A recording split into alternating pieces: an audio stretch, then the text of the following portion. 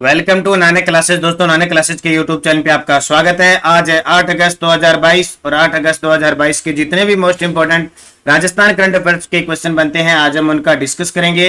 पूरा वीडियो ध्यान से देखना और लास्ट में मैं आपसे क्वेश्चन पूछूंगा जिनके जवाब आपको कमेंट बॉक्स में देने हैं। तो सभी विद्यार्थियों को good morning. Today most important question की शुरुआत करने जा रहे हैं, उससे पहले एक मोटिवेशनल स्पीच।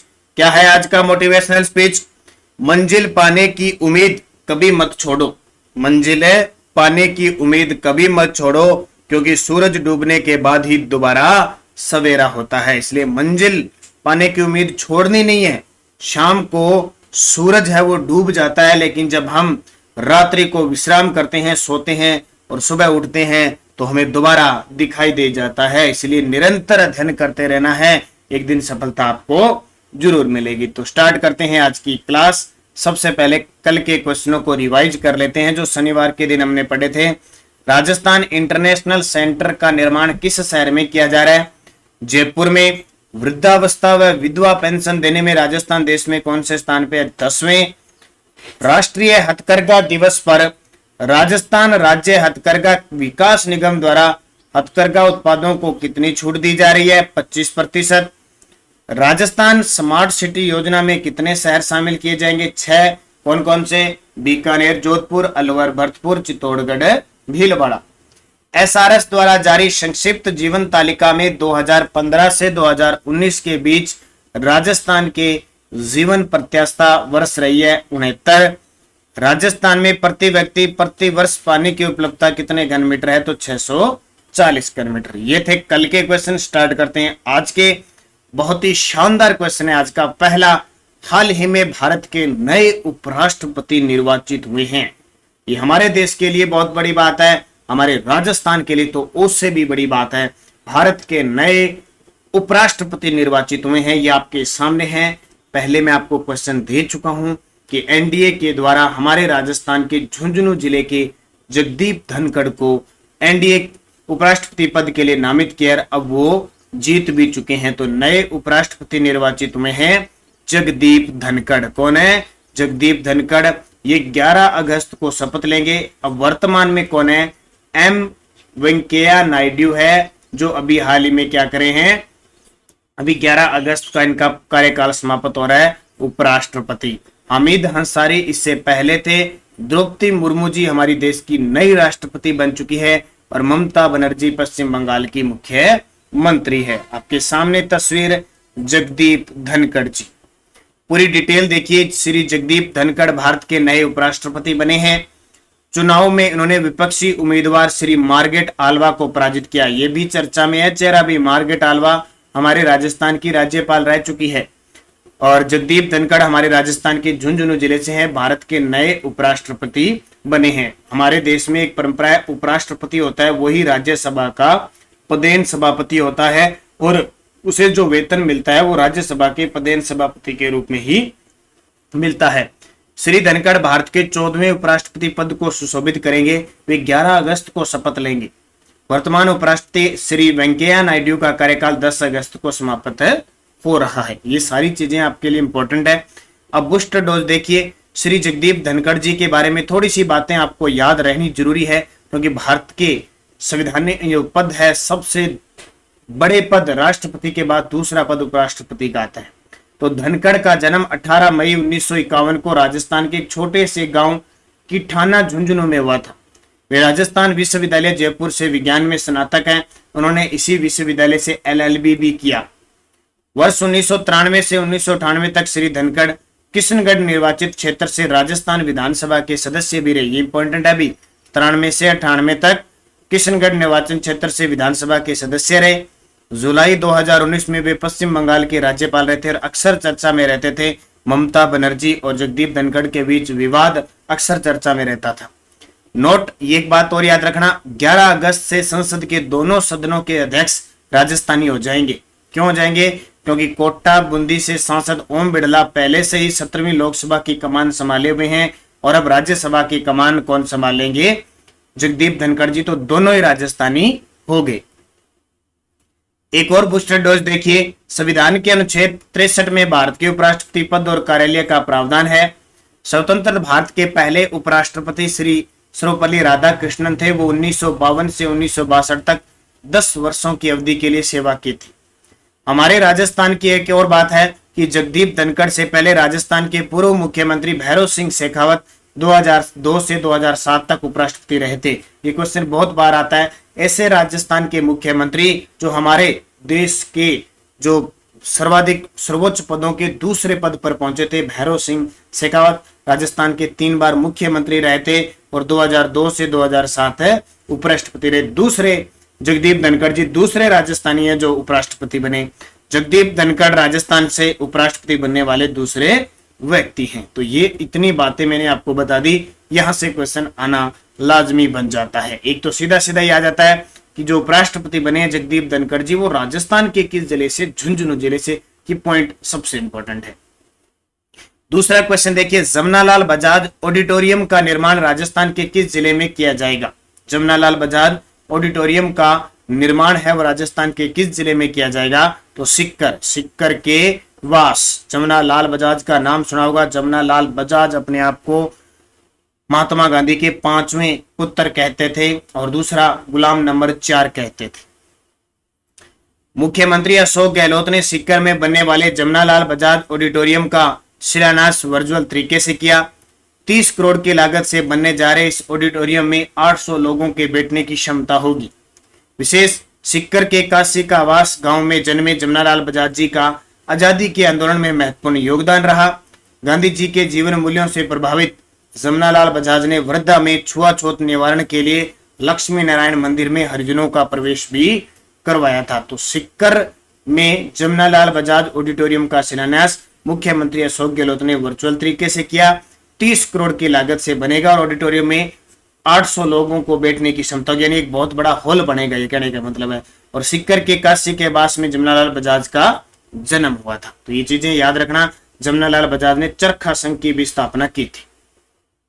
तीसरा प्रश्न देखिए, वॉलीबॉल खिलाड़ी अजीत शेखो का भारतीय वॉलीबॉल टीम में चयन हुआ है, इनका संबंध राजस्थान के किस जिले से है? जी बिल्कुल, हाल ही में थाईलैंड के अंदर एशियन जो वॉलीबॉल गेम होंगे उसमें राजस्थान के एक वॉलीबॉल खिलाड़ी है अजीत शेखो, उनका भारतीय वॉलीबॉल टीम में चयन हुआ है। इनका संबंध राजस्थान के हनुमानगढ़ जिले की टिब्बी तहसील से है। आपके सामने है अजीत शेखो। तो 7 से 11 अगस्त को थाईलैंड में होने वाली 14वीं एशियन चैंपियनशिप के लिए हनुमानगढ़ के अजीत शेखो का चयन भारतीय टीम में हुआ है। अब नाम आया है हनुमानगढ़ का, तो थोड़ी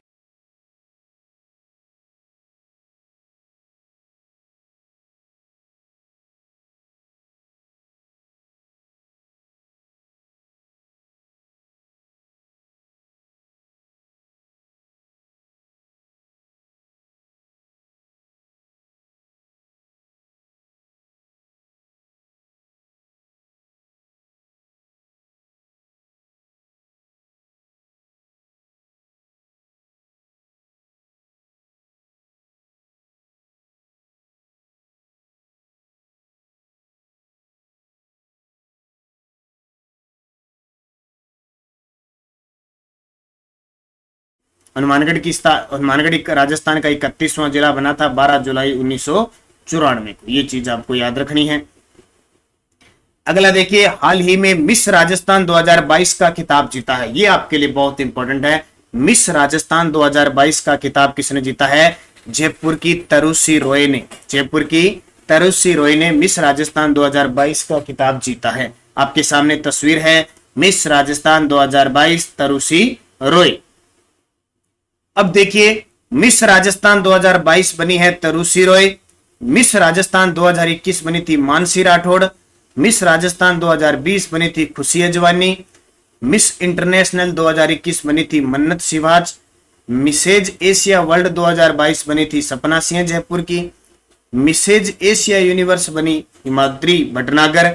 मिसेज एशिया अर्थ बनी मधु यादव जयपुर। और मिसेज एशिया इंटरनेशनल बनी मुरनली चित्ते। तो ये सारे पॉइंट, हालांकि ज्यादातर ये नीचे वाले पॉइंट पेपर में बहुत कम आते हैं, जो मिस राजस्थान है वो पेपर में आ सकता है। तो मिस राजस्थान 2022 तरुषी रॉय, 2021 की मानसी राठौड़ थी और 20 की खुशी अजवानी थी। बाकी इतने इंपॉर्टेंट नहीं है क्योंकि ये होते रहते हैं, चलते रहते हैं। इतना अगर हर चीज हम करंट को अच्छे पूरा गौर से पढ़ने लगे तो हम फिर बाकी सब्जेक्टों को पढ़ना, इसलिए पॉइंट ऑफ से जो इंपॉर्टेंट होता है, हालांकि हमारा तो कर्तव्य बनता है हर एक चीज बताने का, क्योंकि हर एक चीज क्वेश्चन आ जाता है। कई बार अगर एग्जामिनर डाल भी दे तो भी आपके सामने ये क्वेश्चन सारा आ गया। तो मिस राजस्थान 2022 का खिताब तरुशी रॉय ने जीता। 5 नंबर देखिए, हाल ही में भविष्य की उड़ान कार्यक्रम किस जिले में चलाया जा रहा है? हाल ही में भविष्य की उड़ान कार्यक्रम किस जिले में चलाया जा रहा है? सवाई माधोपुर केंद्र। कहां? सवाई माधोपुर में। तो देखिए, लड़कियों को लड़कों के समान कैरियर में आगे बढ़ाने के अवसर देकर उन्हें आत्मनिर्भर बनाने की दिशा में सवाई माधोपुर जिले में भविष्य की उड़ान कार्यक्रम शुरू किया गया है। सुशासन के लिए नवाचार के रूप में शुरू हुए इस कार्यक्रम के तहत विद्यालयों और कॉलेजों में अध्ययन कर रही लगभग 55,000 बालिकाओं को प्रतियोगी परीक्षाओं की तैयारी के लिए अवसर उपलब्ध करवाने का लक्ष्य रखा गया है। तो लड़कियों को लड़कों के समान करियर में आगे बढ़ने के अवसर देकर आत्मनिर्भर बनाने के लिए सवाई माधोपुर जिले में भविष्य की उड़ान कार्यक्रम शुरू किया गया है। और मैं आपको बार बार बता रहा हूं कि हर एक जिले के अंदर अलग अलग कार्यक्रम चल रहे हैं, वो पेपर की दृष्टि से आपके लिए इंपॉर्टेंट है। जैसे देखो, करौली में गर्भवती महिलाओं के पोषण के लिए अभियान आंचल की शुरुआत की गई। डूंगरपुर में आपको पता है मेरी पुलिस मेरी दोस्त अभियान के तहत अभियान चालू किया गया। और बांसवाड़ा के अंदर सुपोषित स्वराज अभियान की शुरुआत की गई। तो ये जितने भी हैं ये आपके लिए बहुत इंपॉर्टेंट है। और ये डूंगरपुर वाला तो अभी लेब असिस्टेंट के अंदर क्वेश्चन भी आ गया। तो इसका उत्तर क्या हो जाएगा? भविष्य की उड़ान कार्यक्रम सवाई माधोपुर। सवाई माधोपुर के बारे में आप जानते हो, ये तस्वीर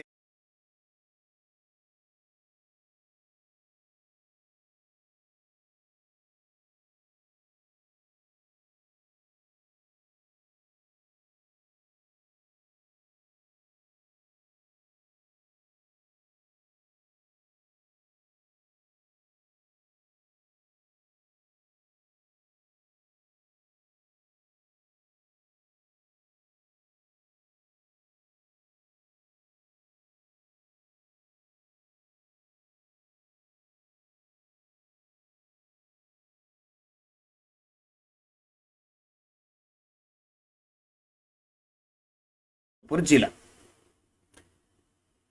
पीडीएफ आपको टेलीग्राम पे प्राप्त हो रही है। इस वीडियो की क्विज भी आपको शाम तक प्राप्त होती है। लगातार अध्ययन कीजिए हमारी नानक क्लासेज। इस राजस्थान करंट अफेयर्स नाम से ग्रुप पे टेलीग्राम का जरूर ज्वाइन कीजिए, वीडियो के डिस्क्रिप्शन में है। क्योंकि लगभग 45,000 के आसपास विद्यार्थी जुड़े हुए हैं। आपको फायदा ये है कि इससे आपको कोई भी लिंक, कोई भी सूचना, किसी भी प्रकार की कोई सिलेबस है, कोई रिजल्ट है, वो आपको यहाँ प्राप्त हो जाता है। तो आप सारे ज्वाइन करके रखिए, क्योंकि हमारे साथ आप जुड़े हुए हैं तो ग्रुप में सूचना आपको पहले मिलती है कि आज वीडियो आएगा कि नहीं आएगा, कौन सा आएगा, ये लिंक जो आएगा वो वीडियो आएगा। तो निरंतर अध्ययन करें, अच्छे तरीके से पढ़ें। इसके अलावा इसमें एक लिंक आता है प्रताप क्लासेज का, वो नानक क्लासेज का ही भाग है। मैं आपको बार बार बता रहा हूँ, राष्ट्रीय अंतरराष्ट्रीय करंट अफेयर्स वहां से पढ़ें आप। और वीडियो के डिस्क्रिप्शन में लिंक से आप जनवरी से जून 2022 की करंट अफेयर्स भी डाउनलोड कर सकते हैं। पिछले वीडियो का क्वेश्चन था, भारत और ओमान के बीच अल नजाह संयुक्त सैन्य अभ्यास राजस्थान के किस जिले में आयोजित हो रहा है? सभी विद्यार्थियों का बड़े शानदार तरीके से जवाब था। उन सभी को तहे दिल से हार्दिक शुभकामनाएं, जो निरंतर मेरे साथ जुड़े हुए हैं, निरंतर मेहनत कर रहे हैं। और जो नहीं भी कमेंट में जवाब दे रहे हैं और पूरा वीडियो नहीं देख रहे हैं, उनको भी मैं सलाह दूंगा कि निरंतर अध्ययन करें, कोशिश करें। 10 से 15 मिनट की एक क्लास होती है, पूरा अच्छे तरीके से देखें। शाम 9 बजे की राजस्थान जीके की क्लास देखें। 2-3 ही क्लास आती है हमारी, लेकिन एकदम शानदार तरीके से चुनिंदा प्रश्न आते हैं। तो इसका उत्तर हो जाएगा बीकानेर फील्ड फायरिंग रेंज महाजन के अंदर है। ये 1 से 13 अगस्त तक आयोजित हो रहा है। अब लास्ट में आप क्वेश्चन आपको है जिसका जवाब आपको कमेंट बॉक्स में देना है। राजस्थान इंटरनेशनल सेंटर का निर्माण किस शहर में किया जा रहा है? कोटा, बीकानेर, जयपुर, अलवर। आपको सही जवाब कमेंट बॉक्स में देना है। यस्टरडे डोज क्या थी? स्वामी दयानंद सरस्वती द्वारा उदयपुर में सत्यार्थ प्रकाश की रचना कब की गई? 1883 के अंदर। स्वामी दयानंद सरस्वती वो जोधपुर के महाराजा थे जसवंत सिंह द्वितीय, उनकी एक पासवान थी नन्नी जान, उनके द्वारा जहर दिया गया था जोधपुर के अंदर और इनकी मृत्यु अजमेर के अंदर हुई थी। ये बात याद रखना, पेपर में आती है। स्वामी दयानंद सरस्वती की प्रेरणा से ही राजस्थान के अंदर जो गोविंद गिरी है, उन्होंने भीलों में जन जागृति फैलाई थी। स्वराज्य का प्रयोग, सबसे पहले शब्द का प्रयोग स्वामी दयानंद सरस्वती के द्वारा किया गया। गोविंद गुरु का जन्म डूंगरपुर के किस गांव में हुआ? हातल गांव में, ये गलत लिख दिया। गोकुल भाई भट्ट का जन्म हुआ था हातल गांव में, तो किसका? गोकुल भाई भट्ट का। इन गोविंद गुरु का जो जन्म हुआ था वो डूंगरपुर के गांव में हुआ था, बांसिया गांव में हुआ, बांसिया गांव के अंदर हुआ था। हातल गांव में गोकुल भाई भट्ट का जन्म हुआ था और साबला ग्राम डूंगरपुर के अंदर संत माऊजी का जन्म हुआ था। गोगा नवमी कब मनाई जाती है? यहाँ थोड़ा सा मिस्टेक है अभी। गोविंद गिरी का जन्म डूंगरपुर के हातल गांव में नहीं हुआ था बल्कि बांसिया ग्राम में हुआ था, ये मिस्टेक से लिखा गया। ये डूंगरपुर हातल गांव है, गोकुल भाई भट्ट। गोगा नवमी कब बनाई जाती है? तो अगला महीना भाद्रपद महीना आ रहा है, भाद्रपद कृष्ण नवमी को गोगा नवमी बनाई जाती है। वीर भारत समाज का गठन किसके द्वारा किया गया? विजय सिंह पथिक के द्वारा किया गया। और एकलिंग महात्म्य ग्रंथ के लेखक कौन है? कान्य व्यास। ये पांचों क्वेश्चन बहुत सारे विद्यार्थियों ने शानदार जवाब दिए, उन सभी को हार्दिक शुभकामनाएं। नेक्स्ट रोज बीकानेर प्रजामंडल की स्थापना कहां हुई? राजस्थान का हरिद्वार किसे कहा जाता है? बिजोलिया किसान आंदोलन के तीसरे चरण का नेतृत्व किसने किया? और आगीबाण समाचार पत्र का संबंध किस क्रांतिकारी से है? और बयाना भरतपुर का प्राचीन नाम क्या था? ये सारे प्रश्न आरबीएससी 2019-20 और एनसीईआरटी 2020-21-22 के संग्रह से मैं ले रहा हूं लगातार। तो जो विद्यार्थी रीट है, फर्स्ट ग्रेड है, सेकंड ग्रेड है, इन सब की तैयारी करें। इन क्वेश्चनों को अच्छे तरीके से जरूर पढ़ें, अपने साथ लिखते रहें। वीडियो को लाइक शेयर जरूर करें सारे विद्यार्थी, और हमारे नानक क्लासेज ऐप को डाउनलोड कीजिए, जहां